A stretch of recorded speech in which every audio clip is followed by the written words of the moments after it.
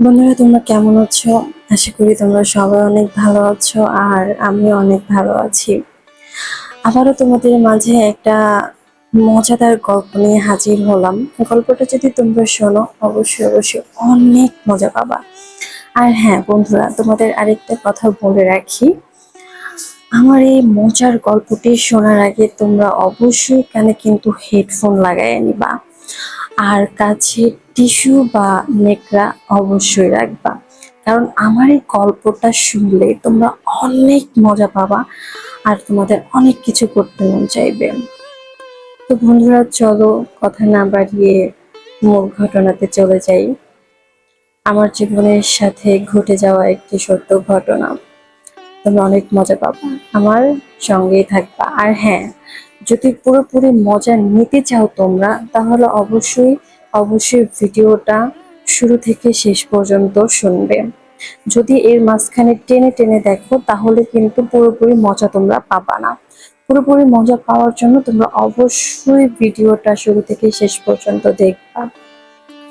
তো চলো বন্ধু, আম, আমি আমার মা বাবার সাথেই থাকতাম। আমি আমার মা বাবার একমাত্র মেয়ে।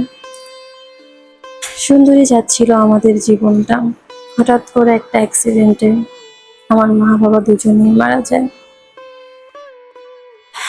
মারা যাওয়ার পর আমি আমার মামার বাড়িতে থাকা শুরু করলাম।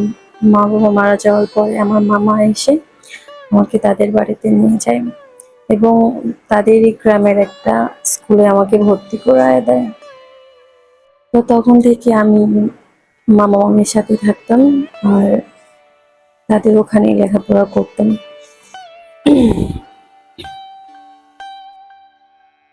তো মামা আমাকে যেদিন স্কুলে ভর্তি করানোর জন্য নিয়ে যায়, স্কুলের ভিতরে ঢুকে আমরা প্রিন্সিপাল স্যারের রুমে যাই। যাওয়ার পর ওখানে যত প্রয়োজনীয় কাজকর্ম আছে সমস্ত কিছু সেরে আমি স্কুলে ভর্তি হয়ে যাই। পরের দিন থেকে আমি নিয়মিতভাবে ক্লাস করতে থাকি। আর আমাদের ওখানকার যে প্রিন্সিপাল স্যার ছিল, সে প্রথম দিন থেকেই আমাকে পছন্দ করতো। সেটা আমি কখনো বুঝতে পারিনি, যদিও সেটা আমি পরে বুঝতে পেরেছিলাম।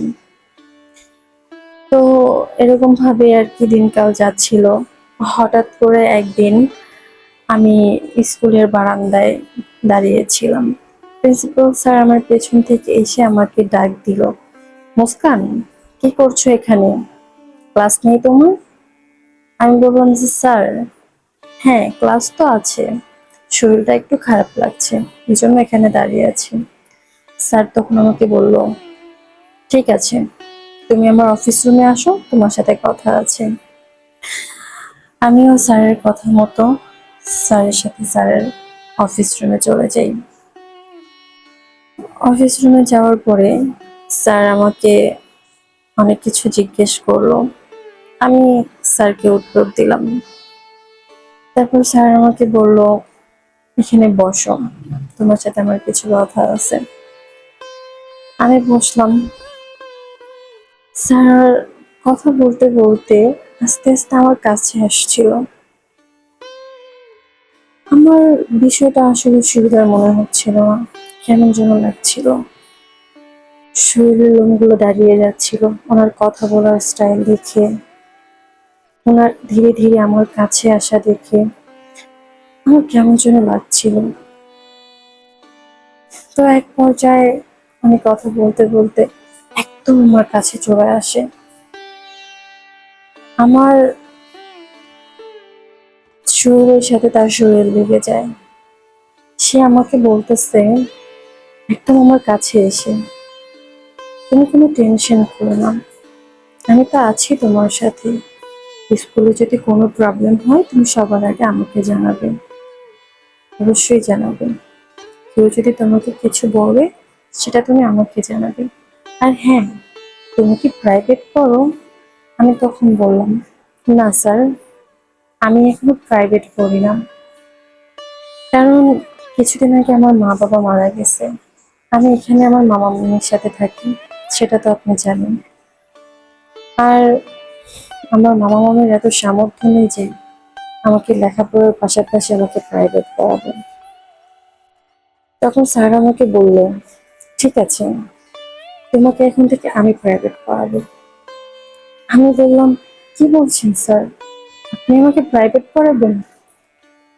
কিন্তু আমি তো প্রাইভেট পড়তে পারবো না, কারণ প্রাইভেট পড়লে তো আপনাকে বেতন দিতে হবে, সেটা দেওয়ার সামর্থ্য আমার মামা মামির নেই। স্যার তখন আমাকে বলল, টেনশন করো না, ভালো ছাত্র ছাত্রীদেরকে আমার পড়াতে খুব ভালো লাগে। তুমি প্রতিদিন বিকেল 4টায় আমার বাসায় চলে আসবা, আমি তোমাকে ফ্রিতে প্রাইভেট পড়াবো। এই কথা শুনে তো আমি মহা খুশি, কারণ আমি খুব ভালো একজন স্টুডেন্ট ছিলাম, লেখাপড়ার প্রতি আমার খুবই আগ্রহ ছিল। আমি তো মনে মনে অনেক খুশি হয়েছিলাম আর স্যারকে বললাম, ধন্যবাদ স্যার, আপনাকে অসংখ্য ধন্যবাদ, আপনি আমাকে ফ্রিতে প্রাইভেট পড়াতে চেয়েছেন। সে কথা বলে আমি স্যারের রুম থেকে চলে আসি। এর ভিতরেই ঘন্টি বেজে যায় স্কুল ছুটি হওয়ায়। তারপর স্কুল থেকে বের হয়ে স্কুলের পাশে একটা দোকান ছিল, সেখান থেকে 5 টাকা দিয়ে একটা আইসক্রিম কিনে খেতে খেতে বাড়িতে চলে আসি। আসার পরে দেখি আমার মামি রান্না করছে। আমি বই খাতা সবকিছু রেখে স্কুল ড্রেস খুলে ফ্রেশ হলাম। ফ্রেশ হয়ে খাওয়া দাওয়া করলাম। খাওয়া দাওয়া করে তারপর আমি আমার মামিকে বলছিলাম, জানো মামি, আজকে আমাদের স্যার আমাকে অফিস রুমে ডেকে আমাকে বলেছে আমাকে ফ্রিতে প্রাইভেট পড়াবে। ভালো ছাত্রছাত্রীদের নাকি তার পড়াতে ভালো লাগে। মামি বলল, কি বলিস, তোকে ফ্রিতে প্রাইভেট পড়াবে? তাহলে তো খুব ভালো হবে। ঠিক আছে, তাহলে তুই কালকে থেকে ওনার কাছে প্রাইভেট পড়বি আর মন দিয়ে লেখাপড়া করবি। আমিও মামিকে বললাম, হ্যাঁ মামি, অবশ্যই আমি মন দিয়ে লেখাপড়া করব।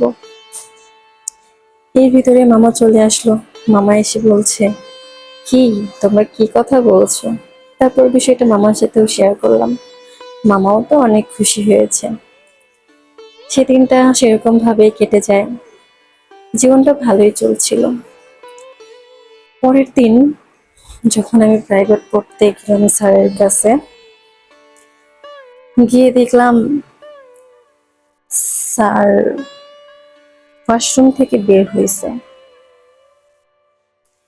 মানে আমি যাওয়ার আগে স্যার ওয়াশরুমে ছিল। আমি রুমে যখন ঢুকলাম, স্যার ওয়াশরুম থেকে বের হচ্ছিল। স্যারের পরনে ছিল একটা টাওয়াল, শরীর ছিল ভিজা। আমি স্যারের দিকে তাকাতেই লজ্জায় আমার চোখটা নিচু হয়ে গেল। আর স্যার আমাকে বলতে লাগলো, কি হয়েছে তোমার, তুমি লজ্জা পাচ্ছ কেন? যে লজ্জার কিছুই নেই, তুমি আমার দিকে তাকাতে পারো, আমি কিছু মনে করব না। স্যারের এই কথা শুনে আমার মুখটা লজ্জায় লাল হয়ে গেল, কারণ এই অবস্থায় আমি কাউকে আমার জীবনে কখনো দেখিনি। এই প্রথমবার আমি কাউকে এভাবে দেখলাম। আমারও যেন কেমন কেমন লাগছিল, সেটা আমি তোমাদেরকে বলে বোঝাতে পারবো না। তারপর স্যার ওই অবস্থায় আমার কাছে আসলো আর আমার হাত ধরলো। স্যার যখন আমার হাতটা ধরলো, সমস্ত কিছু যেন উলট পালট হয়ে গেল। আমার যেন কেমন করছিল, আমি নিজেকে সামলাতে পারছিলাম না। আমার জীবনে এই প্রথমবার কোনো পুরুষ মানুষ আমাকে এইভাবে ধরলো। আমার কেমন যেন লাগছিল। তারপর স্যার আস্তে আস্তে আমার কাছে আসলো, আমাকে টান দিয়ে তাকে তার বুকে নিল। আমার বুকটা যেন তার বুকের সাথে মিশে গেল। আমার শরীরের সমস্ত লোম দাঁড়িয়ে গেল আর আমার শরীর কাঁপতে থাকলো। স্যার তখন আমাকে আরো শক্ত করে জড়িয়ে ধরলো আর বলল, আরো কাছে এসো আমার। কি আর বলবো বন্ধুরা, আমি আরো কাছে যেতে লাগলাম। বুঝতে পারছিলাম না যে কি হচ্ছে। আসলে মোম আর আগুন যদি কাছাকাছি থাকে, মোম তো গলে যাবে, এটাই স্বাভাবিক। আর আমিও গলে যাচ্ছিলাম। তখন আমার বয়স মাত্র 14। পা দিয়েছি উথাল পাথাল। আমারও মন চাচ্ছিল যে তার কাছে যাই। আস্তে আস্তে আস্তে আস্তে আমি আর আমার স্যার দুজনে মিলে একাকার হয়ে গেলাম। আমাদের ভিতরে অনেক কিছু হলো। স্যার আমাকে এত মজা দিল, এত মজা দিল, আমার এত ভালো লাগছিল যে আমি তোমাদেরকে বলে বোঝাতে পারবো না বন্ধুরা। তারপর আমরা অনেক কিছু করলাম, অনেক কিছু। আর স্যার আমাকে এত এত ভালো করে মজা দিচ্ছিল, এত ভালো করে মজা দিচ্ছিল, যেটা বলে বোঝানোর মতো ভাষা আমার জানা নাই। তো বন্ধুরা, আমার আহ, গল্পটি কেমন লেগেছে তোমাদের কাছে অবশ্যই কিন্তু আমাকে জানাবেন। আর হ্যাঁ, আমার পাশেই থাকবে তোমরা। আমার ভিডিওতে লাইক কমেন্ট শেয়ার করবা। আর আমার ভিডিওটি যদি ভালো লাগে অবশ্যই কমেন্টের মাধ্যমে জানিয়ে দিবা। আর বন্ধুরা, আরেকটা কথা, যদি তোমাদের লাইফে কারো লাইফে যদি এরকম ঘটনা ঘটে থাকে অবশ্যই সেটা আমাদেরকে কমেন্টের মাধ্যমে বা ইমেলের মাধ্যমে জানিয়ে দিবা। আমি অবশ্যই অবশ্যই আমার পরিচয়ের বন্ধুদের মাঝখানে গল্পটি তুলে ধরবো। সবাই ভালো থেকো।